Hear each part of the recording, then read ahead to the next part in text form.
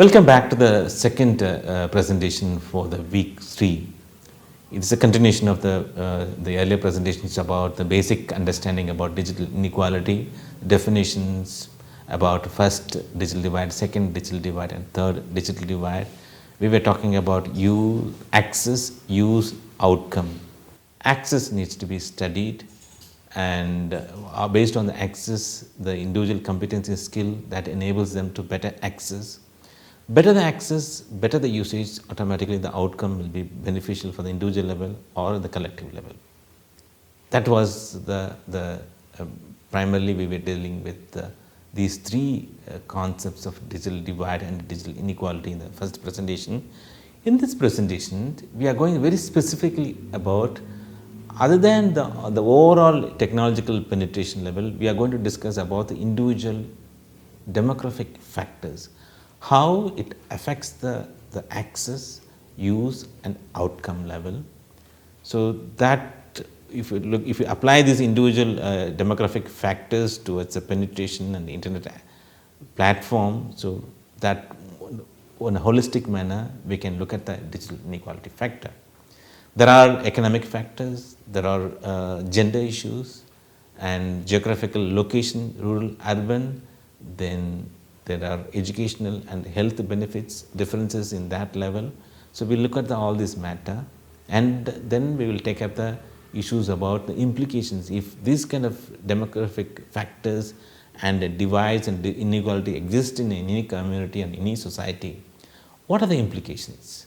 And what are the efforts are being taken by the public and private institutions to overcome this divide and overcome this gap?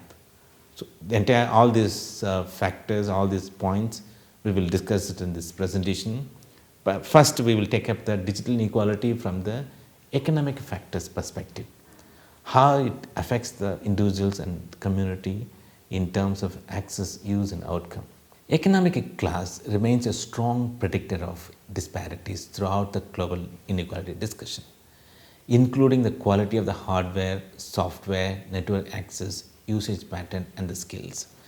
The affordability, economic affordability determines the level of hardware one person can afford it. Latest one, every 6 months, every year, every 5 years, somebody can change the system or mobile, because IT based technology changes very fast. Every 6 months, every year, there are new technology, upgradation, new operating system, new software, new updates. So it happens very fast compared to other technology. This is a platform, this is a medium, witnesses very rapid changes there. And how far individuals can afford to upgrade the system, hardware, software, because many of the advanced hardware and softwares requires substantial investment.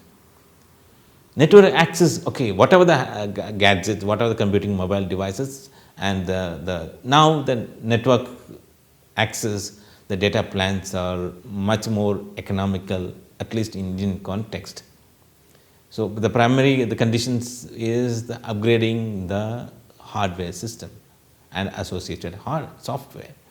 So once the hardware softwares are latest one and better internet connectivity, then the issues about usage pattern and the skills, because all these are interlinked. Latest computing devices in terms of hardware and software and better connectivity leads to the better usage, and that depends upon the skills. Primarily, if you look at that, those on the bottom level of the economic ladder, the lower level in terms of economic affordability, are far more likely to be partially or wholly digitally excluded. The lower level, because the economic affordability, that's a primary factor in which access is being determined. Access, that's what we are talking about, the first digital divide. And in the Indian context, 48% in 2020 data, based on 2020 years data, 48% of the population yet to be connected, and primarily, though there is no substantial data is available, who are the people comes from and what are their economic factors, but we can assume that the economic affordability is one of the barrier for them to access the digital technology compared to the higher affordability, people having highest level of economic affordability, they have better hardware, they have better software updation, and they can afford better network access. Automatically that leads to the better usage and outcome. The economically privileged, they use in a sophisticated manner, automatically outcomes will be much better beneficial to the individual or the groups. Then the people come from lower income group who are more likely to use digital resources for entertainment, because here the higher the privileged sections, not necessarily that guarantees hardware and software, because they'll come with a better learning and educational capacity that leads to the better competence in the skill. So they'll use it for in better way of informational retrieval method, and they'll try to go for more service oriented purposes, much more beneficial. With the lack of relevant competency, relevant skills, but they have the smartphone, affordable smartphone with the affordable data plan, without much competency in the skills of understanding. So they may not use it for other purpose, but primarily they'll go for entertainment. This is what the literature and the statistics are proved over the period of time. So that's about economic factors. Now we want to move to the gender issues.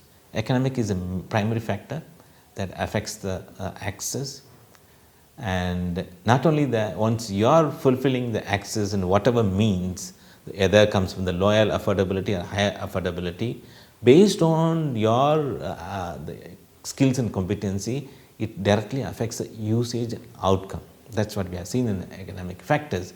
Now we move to the gender, male, female, and other gender issues, and its relationship with the internet access, usage, and outcome.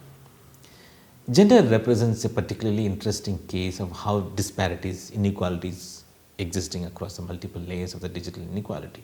The diffusion of internet followed exactly whatever the social inequality already existing. There is no separate kind of inequality, we can't notice it. Whatever the social inequality existing in the normal context, in the offline world, is being represented or replicated in the online platform. You may not find much difference between social inequality with the digital inequality. The gender is one of the example here. Women in emerging countries, developing countries and emerging economies, they have less access because of the differences in the social norms and expectations and institutional arrangements. That's being noticed in many developing countries and emerging economies. According to OECD data, between 2013 to 2017, the gender gap narrowed in developed economies. 2013 to 17, the gender gap in terms of internet access, usage, and outcome is being narrowed. Whereas in developed countries and emerging economies, where the gap is got widened. That's in the period of 2013 to 2017. If you look at the Sustainable Development Goals, in the goal number 5, it's being stated that they want to remove the gender gap in terms of internet access. Specific reference is being given that women empowerment through ICT, information and communication technology. So that's primarily applicable to the emerging economies and developing countries. Particularly in the emerging economies and the developing countries, where the women are less likely to access to the internet and other digital technology, which in turn lowers their likelihood of participation in the labor markets and socio-economic advancement as a whole.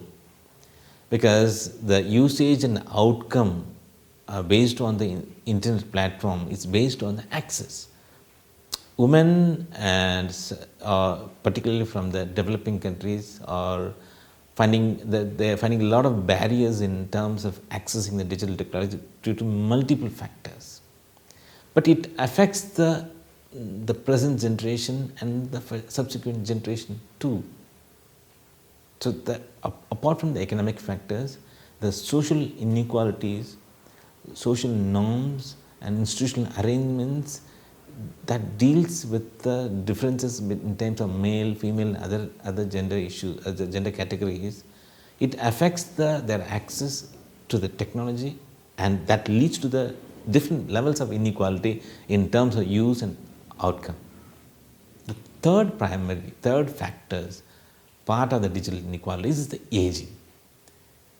If you look at the new platform, the majority of the new platform is being occupied by the youngsters, younger generation, Generation X, Generation Y, digital millennials, and digital natives. We call different names for the younger population. They are more adaptable, easily upgrading the skills and competency to the new technology.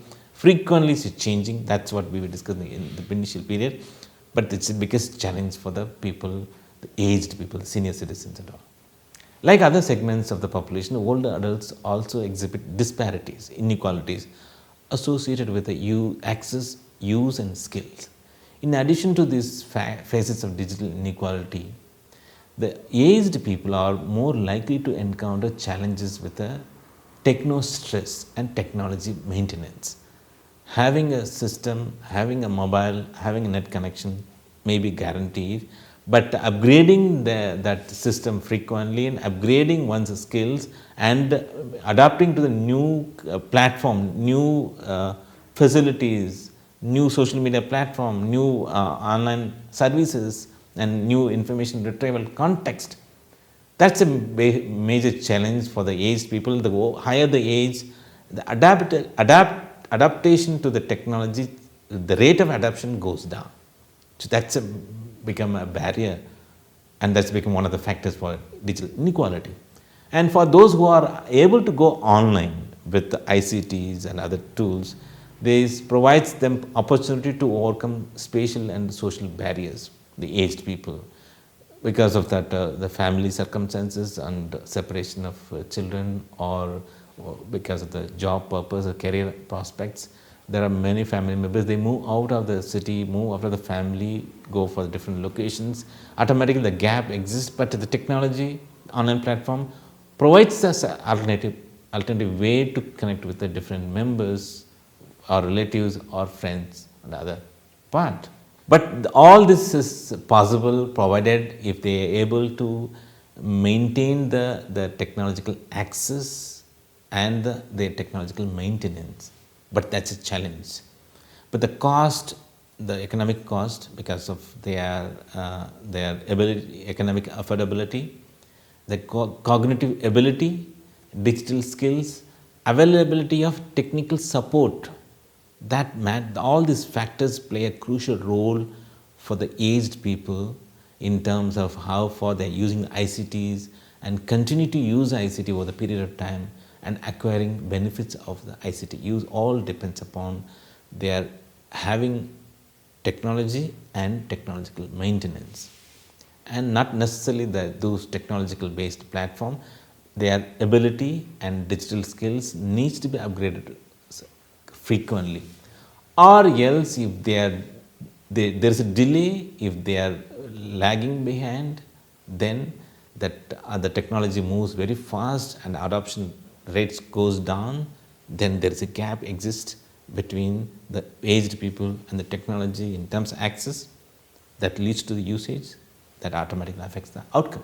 That's other than the economic factor and gender, age also matters in terms of understanding the digital inequality. Then another major factor in a digital inequality is a disability. This is one of the most significant challenges for equality in the digital age is digital disability. As per the UN data, nearly 1 billion people, or 15% of the world's population, are disabled.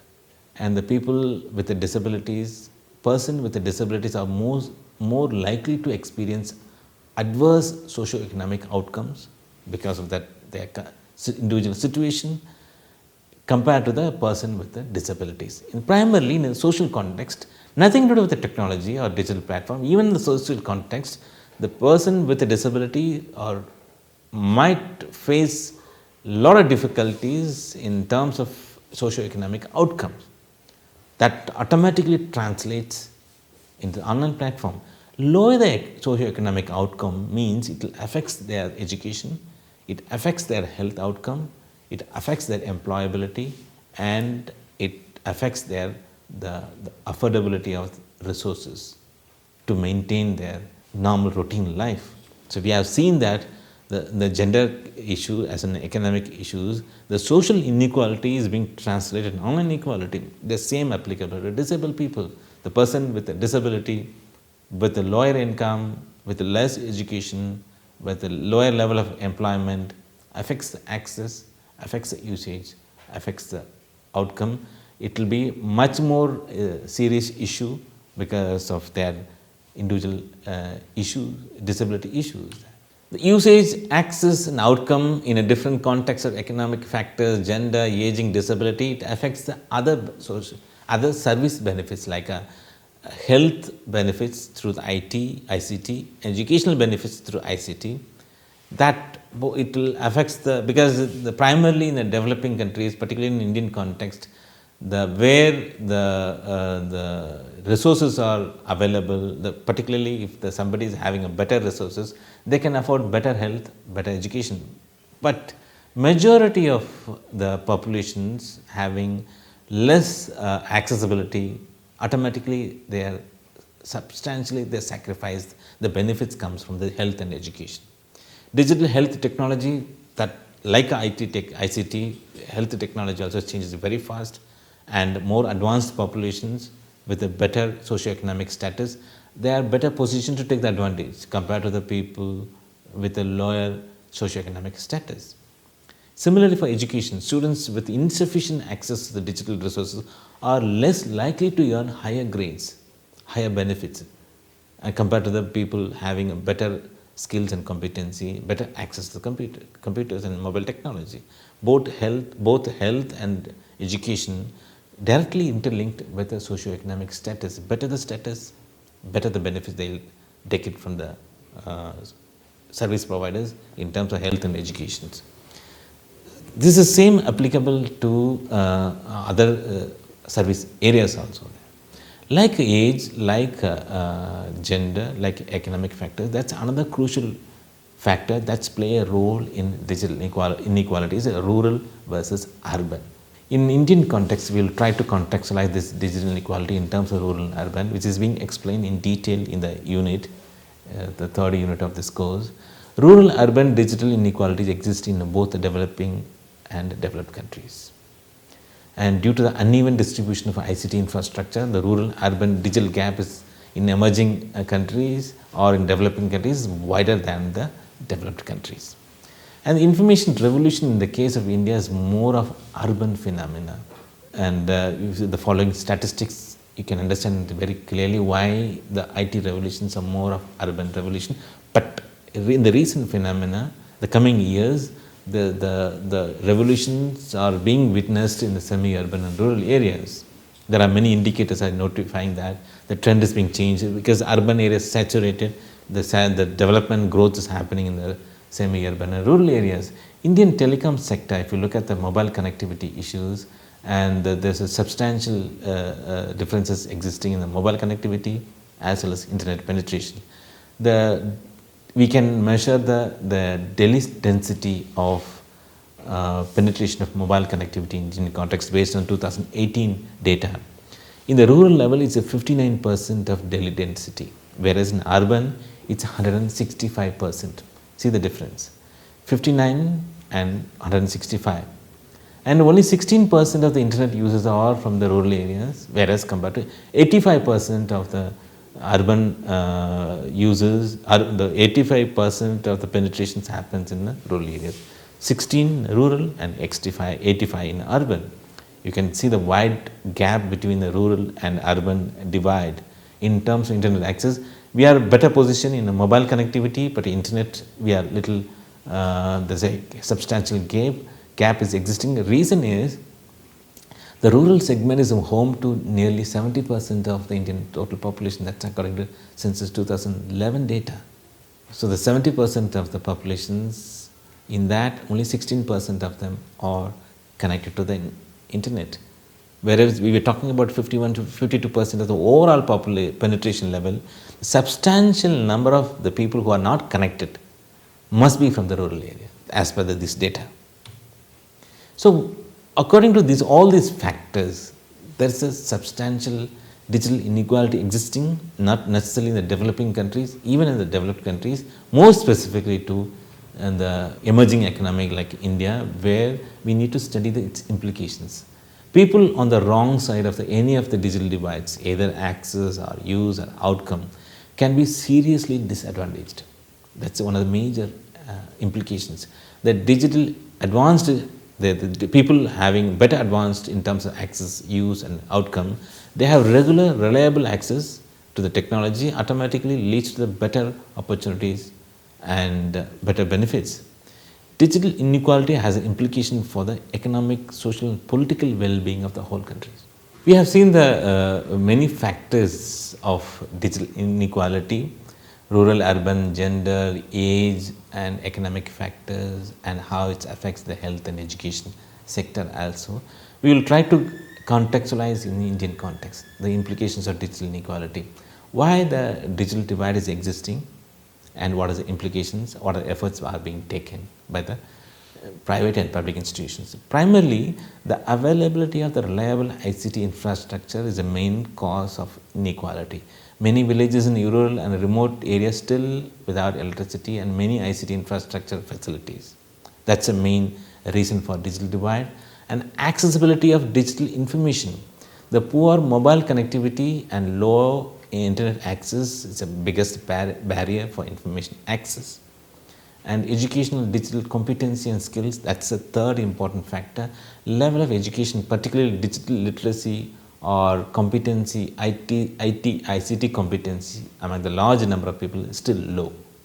And the poverty and the income disparity is very high in India, resulting in low purchasing power and denied access to smartphones, internet connection and ICT technology. That's another major barrier and leads to the digital inequality.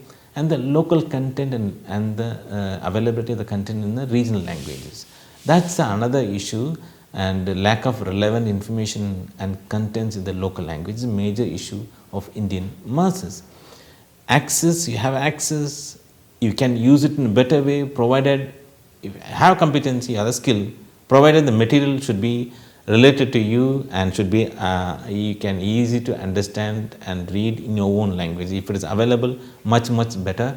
But most of the information is available in Indian language. As of 2018 data, nearly 54% of internet content belongs to Indian English language. Earlier it was more than 70% reduced. But if the information is not available in the Indian languages, where the mobile activity, mobile access, the data connectivity is guaranteed, but if they do not have English knowledge about English, they are likely to be deprived of the information revolution or information availability that translate into lack of benefits for those people. And a lot of efforts are being taken from the public level and private level, and we have the government of India or the state government, they have came up with a multiple policy and regulatory system over the period of time, and that guaranteed that setting the policy guidelines, promoting e-governance, e-health, e-education, other initiatives, and major thrust area of the government of India and the state governments for adoption of ICT for multiple institutional delivery system. Ministry of Information and Communication Technology has taken many steps to ensure that benefits of ICT technology reach the common man residing in rural and remote areas of the country. And we have witnessed many more experiments by the government, by the public institutions as well as the private institutions of taking efforts of IT technology for bridging the gap between the people doesn't have the net connectivity or digital access that. There is a lot of specific examples are given in the unit, you can refer it, and particularly in the next week content, we are talking about policy and regulatory mechanism of digital media. We are going to discuss about the global framework and individual framework and their target, what they want to achieve it by 2022 and what they want to achieve it by 2030 as part of the SDG. International Telecommunication Union as well as Government of India, they have their own policy respectively, international level and national level. We are discussing that very specifically about the 2022 target by either ITU or Government of India's new communication policy, digital communication policy of 2018, and it's a target specifically Connect India level, Digital India level part. What are the efforts are being taken to address these levels of access, use, outcome? So, in the last two, this presentation, the earlier presentation, you might have understood along with the units, all these details are presented in the units about the different issues about first, second and third digital divide, horizontal, vertical and multiple demographic factors like economic, aging, gender, rural, urban are playing a role in digital inequality. You can understand that digital inequality is not primarily dependent on technology based, but it's completely correlating with, linked with existing offline social inequalities. If we need to address the inequality in a digital level, substantial efforts has to be taken in the education level, competence level, skill level and the infrastructure level. Thank you.